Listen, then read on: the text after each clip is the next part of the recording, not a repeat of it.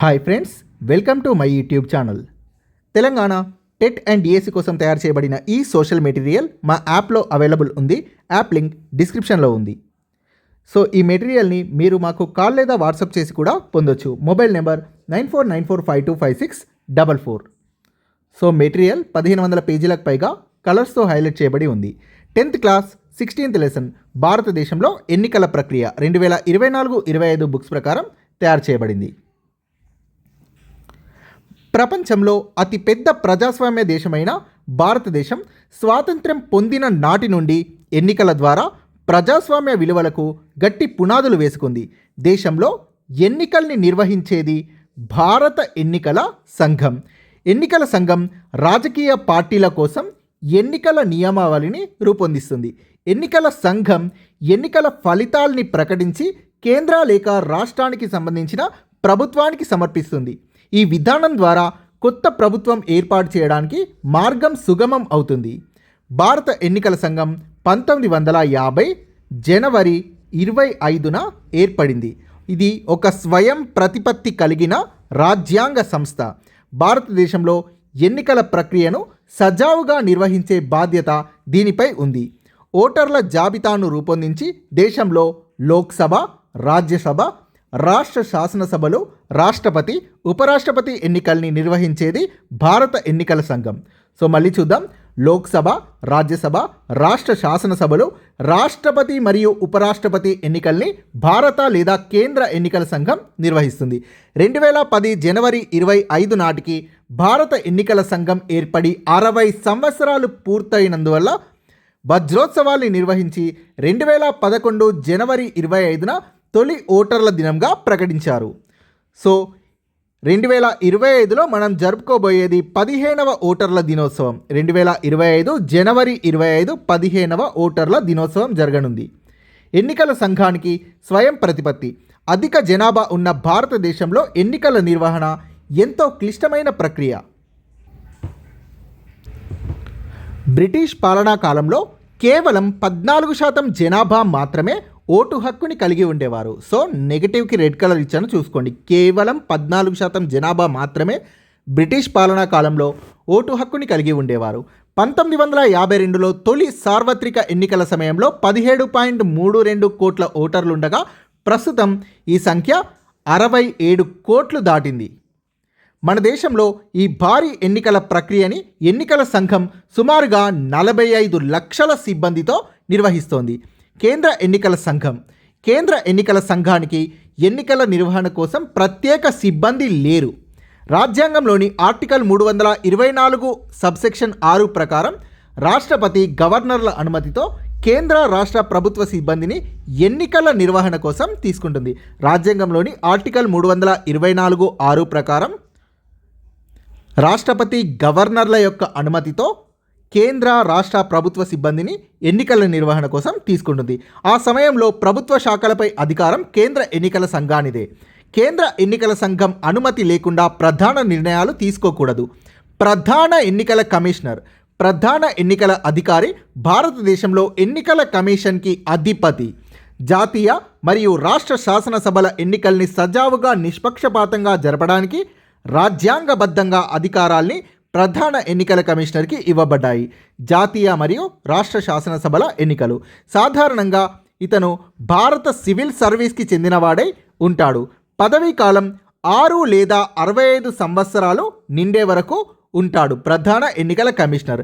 అయితే మొదట ఎన్నికల సంఘం అనేది ఏకసభ సంస్థ, అంటే ఒక ప్రధాన ఎన్నికల అధికారితో మాత్రమే పనిచేసింది. అయితే 1993లో త్రిసభ్య సంస్థ, అంటే 3 సభ్యుల సంస్థగా మారుస్తూ 2 కమిషనర్లని అదనంగా నియమించారు. 1993లో త్రిసభ్య సంస్థగా మార్చారు ఎన్నికల సంఘంను. ప్రధాన ఎన్నికల కమిషనర్ ఇతర కమిషనర్లకు మధ్య గల అధికారాలు, హోదాలు, జీతభత్యాల్లో వ్యత్యాసాలు లేవు, అన్నీ సమానమే. నిర్ణయాల్ని సాధారణంగా ఏకగ్రీవంగా తీసుకుంటారు, లేకుంటే మెజారిటీ ప్రాతిపదికపై నిర్ణయాల్ని అమలు చేస్తారు. భారత రాజకీయ వ్యవస్థలో ఎన్నికల కమిషన్ ప్రముఖ పాత్ర వహిస్తుంది. టిఎన్ శేషన్ 1990 నుండి 95 కాలం మధ్య. సో టిఎన్ శేషన్ కాలం నుండి గణనీయమైన ప్రజాభిమానాన్ని ఎన్నికల కమిషన్ చూరగొంది. టిఎన్ శేషన్ భారత ఎన్నికల్లో అవినీతిని అంతం చేయడానికి ఎంతో ప్రయత్నం చేశారు. శేషన్ తర్వాతనే ఎన్నికల కమిషన్ ఎన్నికల కమిషన్ యొక్క అధికారాల గురించి దేశవ్యాప్తంగా ఒక గుర్తింపు వచ్చింది. శేషన్ తర్వాతనే. సో టిఎన్ శేషన్ చేసిన సిఫార్సులు చూద్దాం. ప్రచార సమయాన్ని ఉపసంహరించుకునేందుకు నిర్ణయించిన తేదీ నుండి 14 రోజులుగా నిర్ణయించారు. ఒక అభ్యర్థి ఒకేసారి 2 కంటే ఎక్కువ నియోజకవర్గాల నుండి పోటీ చేయరాదు.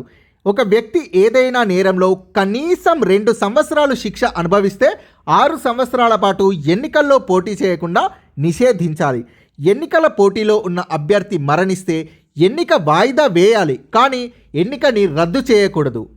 ప్రచారం పూర్తి అయిన తర్వాత 48 గంటల వరకు మద్యం అమ్మకాలు నిషేధించాలి. 48 గంటల వరకు.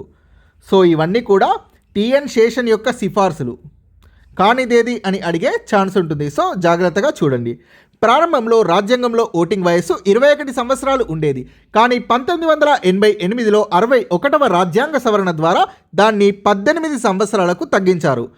సో 21 సంవత్సరాల నుంచి 18 సంవత్సరాలకు 1988లో 61వ రాజ్యాంగ సవరణ ద్వారా తగ్గించారు.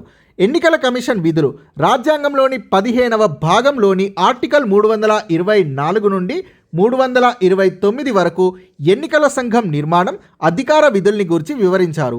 అవి పాలనా సంబంధ విధులు, సలహా విధులు మరియు పాక్షిక న్యాయ సంబంధ విధులు. పాలనా సంబంధ విధులు చూద్దాం. ఓటర్ల జాబితాని రూపొందించడం, నిర్ణీత కాల వ్యవధిలో వాటిని సవరించడం, పార్లమెంట్ చేసిన పునర్విభజనకు సంబంధించిన చట్టాల ప్రకారం నియోజకవర్గాల యొక్క భౌగోళిక పరిధిని నిర్ణయించడం, ఎన్నికల షెడ్యూల్ని ప్రకటించడం, ఎన్నికల నోటిఫికేషన్, నామినేషన్ల స్వీకరణ, పరిశీలన, పోలింగ్ తేదీల ఖరారు, పర్యవేక్షణ, రాజకీయ పార్టీలను గుర్తించడం, గుర్తులను కేటాయించడం, ఎన్నికల సమయంలో పార్టీలు పాటించవలసిన ఎన్నికల నియమావళిని రూపొందించి అమలు చేయడం, అలానే ఎన్నికల్లో జరిగిన అక్రమాల పరిశీలనకు విచారణ అధికారుల్ని నియమించడం. పార్లమెంట్, రాష్ట్ర శాసనసభల అనర్హతలకు సంబంధించి రాష్ట్రపతి, గవర్నర్లకు ఇది సూచనలు ఇస్తుంది. సో ఇది సలహా విధులు. సో ఇక్కడి వరకు పాలనా సంబంధమైన విధులు. సో సలహా విధుల్లో పార్లమెంట్ రాష్ట్ర శాసనసభ్యుల అనర్హతలకు సంబంధించి రాష్ట్రపతి, గవర్నర్లకు సూచనలు ఇస్తుంది. పార్టీల మధ్య వివాదాలను విని పరిష్కరిస్తుంది. సో ఇది న్యాయ సంబంధమైన విధులు. ఈ సందర్భంలో ఎన్నికల కమిషన్ పాక్షిక న్యాయస్థానంగా పనిచేస్తుంది. సో పాలనా సంబంధ విధులు, సలహా విధులు మరియు పాక్షిక న్యాయ సంబంధ విధుల్ని ఎన్నికల కమిషన్ నిర్వర్తిస్తుంది. సో ఎన్నికల కమిషన్ పాక్షిక న్యాయస్థానంగా పనిచేస్తుంది. ఎన్నికల కమిషన్ నియమావళి ప్రకారం ఎన్నికలు జరిగే సంవత్సరంలో ఆ ఏడాది ఏ ఏడాదైతే ఎన్నికలు జరుగుతున్నాయో ఆ ఏడాది జనవరి 1 నాటికి 18 సంవత్సరాలు నిండిన వారు కుల, జాతి, మత, లింగ, భాషాపరమైన భేదాలు లేకుండా ఓటర్గా నమోదు చేసుకోవచ్చు. దీనినే సార్వజనీన ఓటు హక్కు అని అంటారు. ఓటర్లందరినీ కలిపి ఎలక్టోరేట్ అని అంటారు. ఎన్నికల్లో రాజకీయ పార్టీలు మన దేశంలో నిబంధనావళిని రాసుకొని ఎన్నికల కమిషన్ దగ్గర రిజిస్టర్ చేయిస్తే ఒక రాజకీయ పార్టీ ఆవిర్భవిస్తుంది. ఎన్నికల సంఘం రాజకీయ పార్టీలకి గుర్తులను కేటాయిస్తుంది. ఎన్నికల్లో పొందిన ఓట్ల శాతాన్ని బట్టి పార్టీలను ప్రాంతీయ, జాతీయ పార్టీలుగా ఎన్నికల సంఘం గుర్తిస్తుంది. రాష్ట్రంలో జరిగిన ఎన్నికల్లో పోలైన ఓట్లలో 3% ఓట్లు లేదా 3 శాసనసభ స్థానాలు పొందితే ఎన్నికల సంఘం ఒక పార్టీని ప్రాంతీయ పార్టీగా గుర్తిస్తుంది. 3% ఓట్లు లేదా 3 శాసనసభ స్థానాలు ఒక రాష్ట్రంలో జరిగిన ఎన్నికల్లో పోలైన ఓట్లలో. సాధారణ ఎన్నికల్లో కనీసం 4 రాష్ట్రాల్లో పోలైన ఓట్లలో 6% చొప్పున పొందిన ఓట్లు లేదా 4 వేర్వేరు రాష్ట్రాల నుండి 11 లోక్సభ సీట్లు సాధిస్తే అది జాతీయ పార్టీగా గుర్తింపు పొందుతుంది. సాధారణ ఎన్నికల్లో కనీసం 4 రాష్ట్రాల్లో పోలైన ఓట్లలో 6% చొప్పున పొందిన ఓట్లు లేదా 4 వేర్వేరు రాష్ట్రాల నుండి 11 లోక్సభ సీట్లు సాధిస్తే అది జాతీయ పార్టీ. ఎన్నికల ప్రవర్తన నియమావళి షెడ్యూల్ ప్రకటించిన తేదీ నుండి ఎన్నికలు జరిగే తేదీ వరకు పార్టీలు, అభ్యర్థులు, ప్రజలు పాటించాల్సిన నియమ నిబంధనల్ని ఎన్నికల ప్రవర్తన నియమావళి అంటారు. వీటిని అతిక్రమిస్తే ఎన్నికల అనుచిత ప్రవర్తన లేదా ఎలక్షన్ మాల్ ప్రాక్టీస్గా పరిగణించి క్రమశిక్షణా చర్యలు తీసుకుంటారు. అభ్యర్థుల ప్రవర్తన నియమావళిలోని ముఖ్యమైన అంశాలు: పార్టీలు, అభ్యర్థులు జాతి, కుల, మత, ప్రాంతీయపర విద్వేషాలు రెచ్చగొట్టేలా ప్రవర్తించకూడదు. పార్టీల్ని, అభ్యర్థుల్ని విమర్శించేప్పుడు ప్రజా జీవితంతో సంబంధం లేని వ్యక్తిగత దూషణలు చేయకూడదు. రాజకీయ ప్రకటనల ద్వారా జాతి, కుల, మతపర అభ్యర్థనలు చేయకూడదు. మసీదులు, చర్చిలు, దేవాలయాలు, ఇతర ప్రార్థన పవిత్ర స్థలాల్లో, పాఠశాలల్లో ఎన్నికల ప్రచారం చేయకూడదు. ఓటర్లకు లంచాలిచ్చి ప్రలోభ పెట్టడం కానీ బెదిరించడం కానీ చేయకూడదు. ఒకరి స్థానంలో మరొకరిని ఓటర్గా వినియోగించరాదు.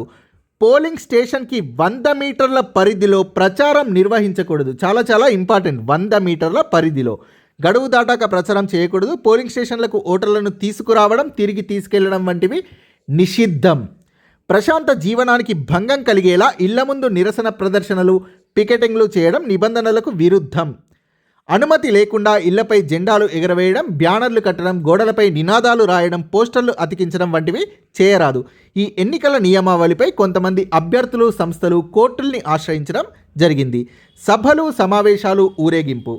పార్టీలు సభలు నిర్వహించాలనుకున్నప్పుడు ముందుగా సభ నిర్వహించే ప్రదేశం, సమయాన్ని గూర్చి తప్పకుండా స్థానిక పోలీసులకి సమాచారం ఇవ్వాలి. దాన్ని బట్టి పోలీసులు శాంతి భద్రతల పరిరక్షణ, ట్రాఫిక్ క్రమబద్ధీకరణ వంటి అవసరమైన ఏర్పాట్లు చేసుకుంటారు. సభలు, సమావేశాలు, ఊరేగింపులు చేయాలనుకున్న ప్రాంతాల్లో ఏమైనా నిషేధ ఆజ్ఞలు ఉన్నాయా అని అభ్యర్థులే ముందుగా తెలుసుకొని నిషేధాజ్ఞలు అమలయ్యే ప్రాంతాల్లోకి ప్రవేశిస్తే తప్పనిసరిగా నిబంధనల్ని పాటించాలి. లౌడ్ స్పీకర్లు ఏర్పాటు చేయదలిస్తే ముందుగా అనుమతి తీసుకోవాలి. సభలు, సమావేశాలు, ఊరేగింపులకు ఎవరైనా భంగం కలిగిస్తే వారిపై నేరుగా దాడికి పాల్పడకుండా పోలీసులకు సమాచారం అందించాలి. పోలింగ్ రోజున ఓటర్లు ప్రశాంతంగా, ప్రజాస్వామికంగా ఓటు హక్కు వినియోగించుకునే వీలు కల్పించాలి. అన్ని పార్టీల నేతలు ఎన్నికల విధులు నిర్వర్తించే అధికారులకు సహకరించాలి. పోలింగ్ బూత్లలో కూర్చునే పార్టీల ఏజెంట్లకు అధికార గుర్తింపు కార్డులు విధిగా అందజేయాలి. ఈ గుర్తింపు కార్డులపై పార్టీల గుర్తులు, పేర్లు ఉండకూడదు.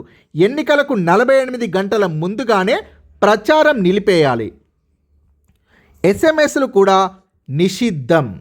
అభ్యర్థులు, వారి అనుచరులు పోలింగ్ బూత్ల సమీపంలో ఏర్పాటు చేసే శిబిరాల్లో పెద్ద సంఖ్యలో గుమిగూడకూడదు.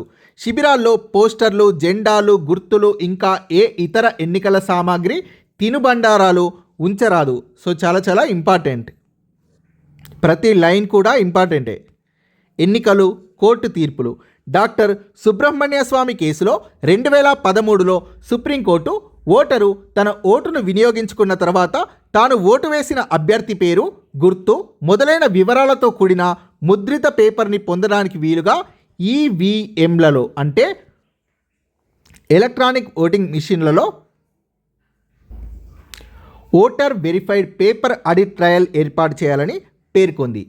సో వీవీప్యాట్లను ఏర్పాటు చేయాలని పేర్కొంది. సో చాలా చాలా important. Doctor Subrahmanya Swamy case 2013లో సుప్రీంకోర్టు ఇచ్చిన తీర్పులో ఈవీఎంలలో వీవీప్యాట్లు ఏర్పాటు చేయాలని పేర్కొంది.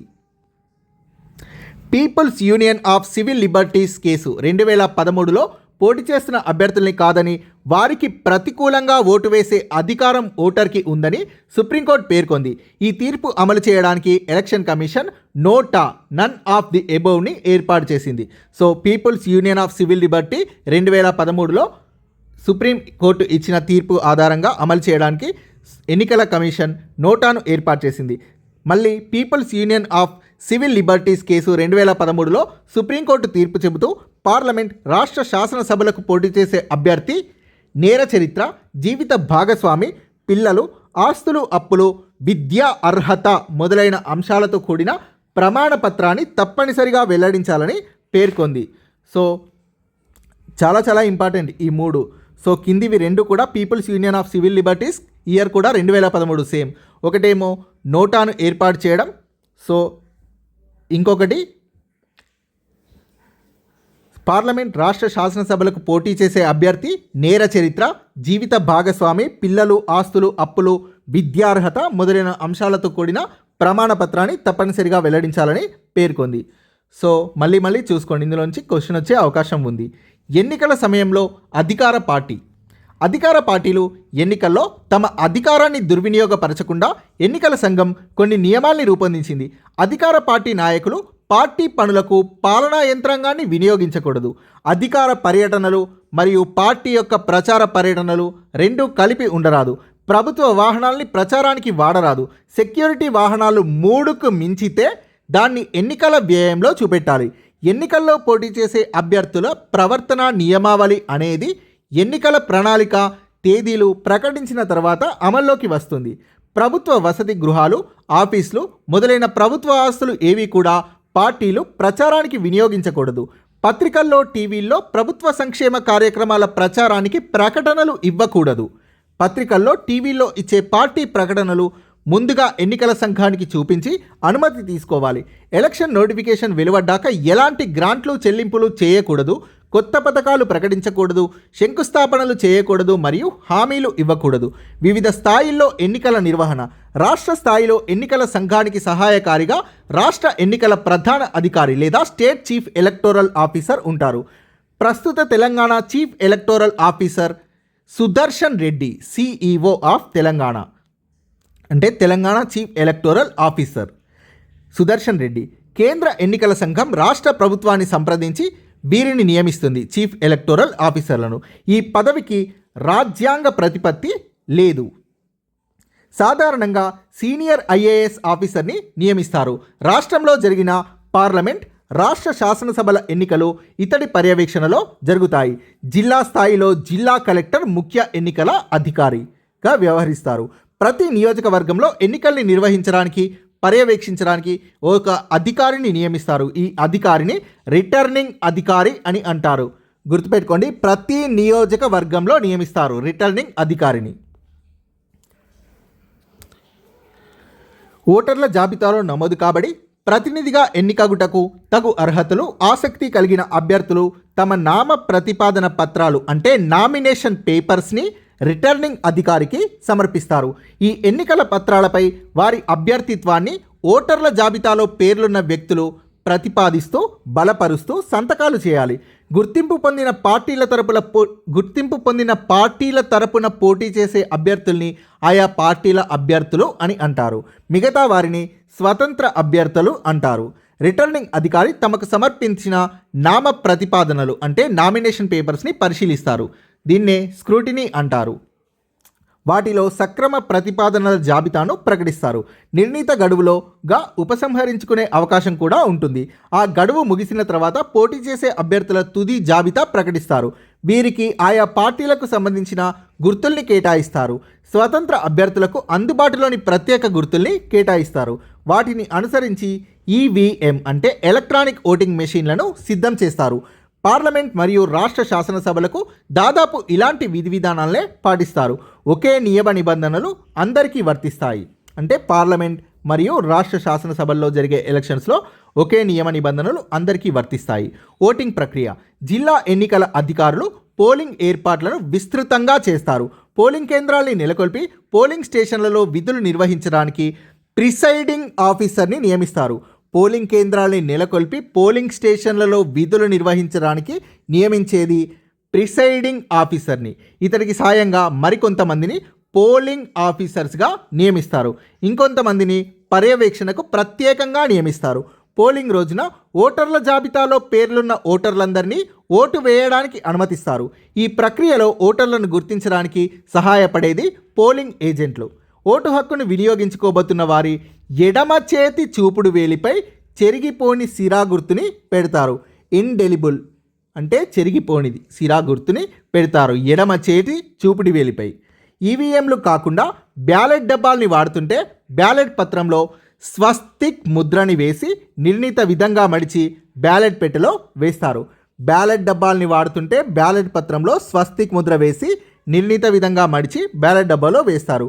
పోలింగ్ పూర్తయ్యాక ఈవీఎం లేదా బ్యాలెట్ పెట్టెలకి సీలు వేసి ఓట్ల లెక్కింపు కేంద్రాలకు తరలిస్తారు.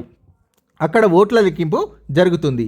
ఓట్ల లెక్కింపు కేంద్రాల్లో అత్యధిక ఓట్లు సాధించిన అభ్యర్థి ఎన్నికైనట్లు ప్రకటిస్తారు. అతడికి లేదా ఆమెకి ఎన్నికల సంఘం ధృవీకరణ పత్రం ఇస్తుంది. 5 సంవత్సరాలకోసారి దేశం లేదా రాష్ట్ర స్థాయిలో జరిగే ఎన్నికల్ని సాధారణ ఎన్నికలు అంటారు. 1 లేదా కొన్ని ఖాళీలకు నిర్వహించే ఎన్నికల్ని ఉప ఎన్నికలు అంటారు. 5 సంవత్సరాల పూర్తికాలం గడవక ముందే శాసనసభ లేదా పార్లమెంట్కి ఎన్నికలు నిర్వహిస్తే వాటిని మధ్యంతర ఎన్నికలు అంటారు. తిరస్కరించే ఓటు నోటా అంటే నన్ ఆఫ్ ది ఎబోవ్. 2013లో people's union of civil liberties కేసులో సుప్రీం ఇచ్చిన తీర్పు ఆధారంగా దీన్ని ప్రవేశపెట్టారు. సుప్రీంకోర్టు ఇచ్చిన తీర్పు ఆధారంగా నోటా అనేది వ్యక్తి భావ ప్రకటన స్వేచ్ఛలో భాగమని సుప్రీంకోర్టు వ్యాఖ్యానించింది. చాలా ఇంపార్టెంట్. భావ ప్రకటన స్వేచ్ఛలో నోటా అనేది భాగమని సుప్రీంకోర్టు వ్యాఖ్యానించింది. నోటా ఐచ్ఛికాన్ని అంటే ఆప్షనల్గా మొదటిసారిగా ఢిల్లీ, మిజోరాం, రాజస్థాన్, ఛత్తీస్గఢ్, మధ్యప్రదేశ్ శాసనసభ ఎన్నికల్లో 2013లో ప్రవేశపెట్టారు.